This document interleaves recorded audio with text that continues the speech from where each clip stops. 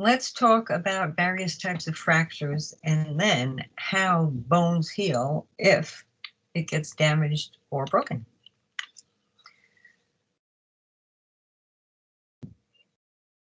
If you hear the term closed or simple fracture, there is no break in the skin and the fracture is completely internal. You'll only see this on an X-ray. If you have an open or a compound fracture, the bone or part of the bone is projecting through the skin, and it is a far more dangerous situation than you have with a closed or simple fracture because of the fact that infection is more likely and you may end up with uncontrolled or hard to control bleeding. There are a number of specific types of fractures which include both transverse and spiral fractures. If you have a transverse fracture, the break is going to be along the long axis of the bone. A spiral fracture is due to twisting, stress, or torsion and will spread along the length of the bone. A displaced fracture is demonstrated or shown in the photograph or the X-ray. At the top there, you have new and abnormal bone arrangements. You have generally, oftentimes, multiple types of or multiple fragments of the bone. A non-displaced fracture, you have normal alignment. So if you go back to this guy, talk about a closed or a simple fracture, you generally have that normal alignment mentioned because there's no break in the skin.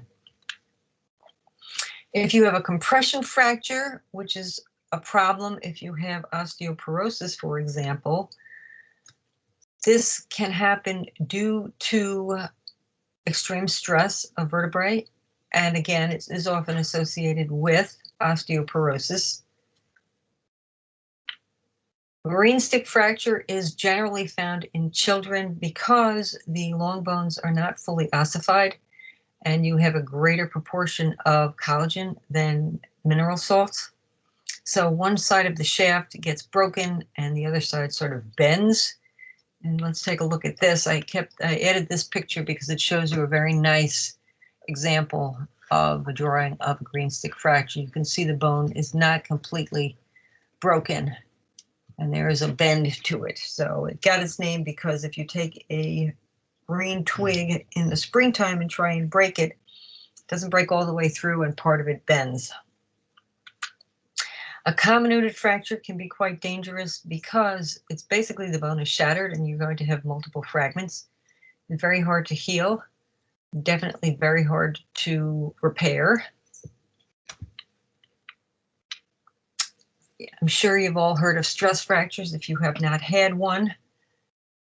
They are generally or oftentimes repetitive stress or repetitive use injuries and can be a real bear in terms of healing because if it's in your foot, for example, you have to walk.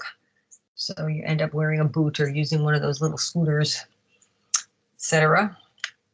Pathological fracture, in this case, it's due to a bone cyst.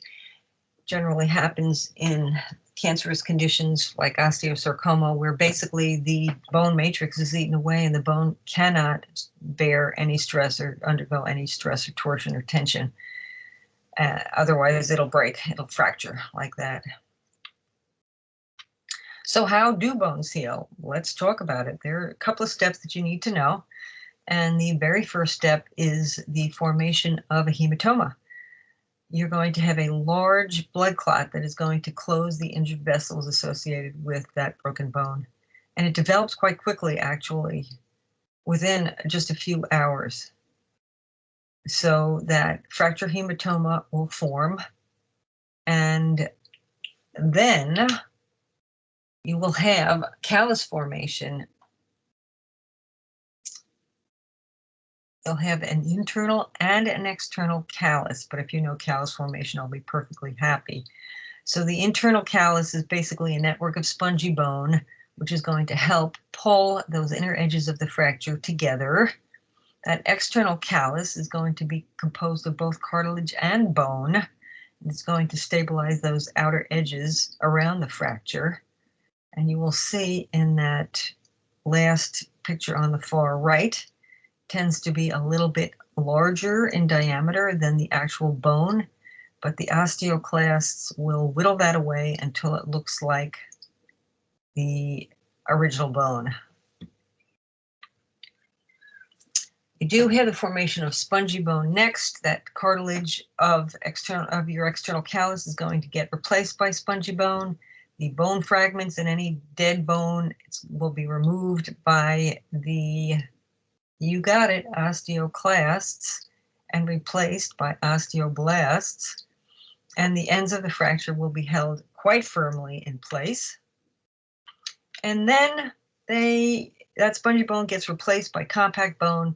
And over time, remodeling, thanks to the osteoclasts and their corresponding cells, the osteoblast, any evidence of fracture is eliminated, and you will not be able to tell that the bone was broken. Really quite amazing that this happens, and it happens quickly and it happens efficiently.